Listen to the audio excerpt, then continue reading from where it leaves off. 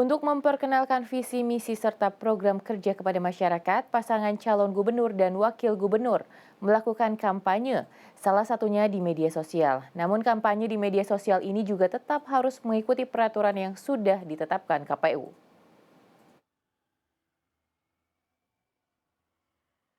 Media sosial menjadi salah satu sarana yang banyak digunakan untuk kampanye. Para pasangan calon gubernur dan wakil gubernur Jawa Barat terpantau menggunakan media sosial untuk mengenalkan visi, misi, dan kegiatan kampanye mereka. Paslon nomor urut 1 Acep Gita dalam salah satu media sosial Instagram yang diberi nama Jabar Bahagia memperlihatkan aktivitas kampanye yang mereka lakukan serta memperlihatkan dukungan dari para pendukungnya.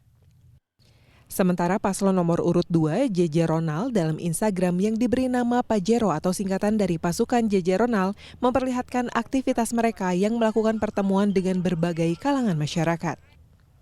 Paslon nomor urut 3, Saiku Ilham dalam Instagramnya yang bernama Jabar Asi, singkatan dari Jabar Ahmad Saiku dan Ilham Habibi, selain memperlihatkan kegiatan kampanye mereka di berbagai daerah, dalam medsosnya juga diperlihatkan dukungan dari berbagai kalangan. Sedangkan untuk paslon nomor urut 4 Dedi Erwan dalam Instagramnya yang diberi nama Jabar Istimewa nampak berbagai informasi program dan kegiatan dari paslon ini dimanapun mereka beraktivitas. Sejumlah warga menilai kampanye di media sosial memang terlihat lebih efektif untuk menjangkau seluruh kalangan. Namun warga menilai media sosial juga seringkali menjadi sumber beragam kampanye hitam atau hoax sehingga masyarakat harus berhati-hati dalam memilah informasi. Kalau menurut saya efektif karena kan sekarang memang zamannya media sosial. Orang-orang semuanya kan pada melek sama media sosial ataupun online ya bisa kita bilang. Jadi pasti efektif kalau segala sesuatu berhubungan di online segala macam. Sebenarnya sih kayak kita harus lebih pintar aja sih kalau untuk bermedsos ya karena nggak semua itu kan benar-benar yang fakta atau enggaknya kan kita nggak tahu. Jadi tergantung kitanya kalau mau main medsos itu kayak kita harus pilih-pilih dulu sih kontennya itu benar-benar sumbernya dari mana kayak gitu. Termasuk untuk kampanye ini. Termasuk kampanye juga. Era sekarang ini emang di medsos itu paling efektif ya. Soalnya kan orang-orang lihat berita atau apa-apa yang secara aktual di media sosial untuk apapun itu. Cuma ya kadang kalau menurut saya dari orang Indonesia sendiri karena kalau berita itu kadang mereka nggak menelusuri lagi gitu Kak. Jadi diterima secara mentah gitu. Nggak dipikirkan secara matang-matang gitu. Harusnya kan kalau untuk berita, untuk informasi kita kan harus tahu ini aktual atau enggak. Menurut Kepala Divisi Sosialisasi Pendidikan, Pemilih, dan Partisipasi Masyarakat KPU Jawa Barat, Hedi Ardia, salah satu ketentuan yang dikenakan untuk para paslon yang kampanye di media sosial, salah satunya harus dilakukan pendaftaran akun untuk kampanye sebanyak 20 akun. Baik itu akun medsos para paslon, relawan, atau tim ses ke KPU Provinsi atau Kabupaten Kota. Selanjutnya, dalam kampanye di medsos harus memuat materi mengenai kampanye yang berkesesuaian dengan rencana pembangunan jangka panjang daerah. Selain itu juga membuat materi visi misi serta program pasangan calon itu sendiri. Namun tidak semua kampanye diperbolehkan di medsos. Ada beberapa larangan untuk berkampanye di media sosial.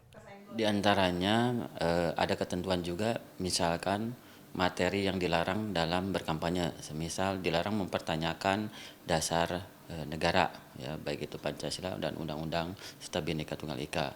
Kemudian menyebarkan hoax, kemudian menggunakan politisasi sara, fitnah, gitu ya, menyebar kebencian. Nah itu yang beberapa materi yang dilarang gitu. Kemudian juga harus disampaikan pada masa kampanye, yaitu pada 25 sampai 23 November. Sesuai dengan Undang-Undang Pemilihan Kepala Daerah yang mengawasi itu adalah Bawaslu. Tapi di PKPU 13 khusus untuk kampanye di media sosial itu disebutkan selain Bawaslu juga Kepolisian Negara Republik Indonesia. Pengawasan juga dilakukan oleh Bawaslu Jawa Barat terhadap akun resmi paslon, akun anonim, hingga kanal berita.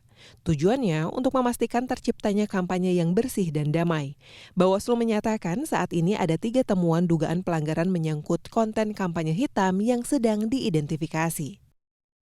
Nah itulah yang kemudian kita identifikasi apakah konten-konten yang dipublish oleh para paslon ini teridentifikasi bermuatan misalkan politik identitas ya, yang bernuansa sara, ujaran kebencian, hoax atau hate speech dan lain sebagainya. Kalau kemudian kita temukan ada unsur itu, maka kita akan masukkan dalam temuan pengawas pemilu. Ya, dalam hal ini, kalau kemudian itu bernuansa tindak pidana pemilihan, tentu itu akan masuk pada ruang penanganan di sentra penegakan hukum terpadu. Di situ ada Bawaslu, kepolisian, dan kejaksaan. Namun kalau kemudian itu di luar undang-undang pemilihan, tentu kita akan teruskan ke instansi yang berwenang, dalam hal ini kepolisian. Misalkan soal pelanggaran atas undang-undang ITE ya.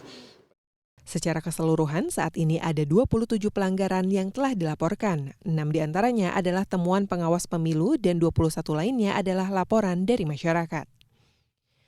Adapun pelanggaran yang paling banyak terjadi adalah mengenai netralitas kepala desa dan ASN yang mencapai 10 kasus.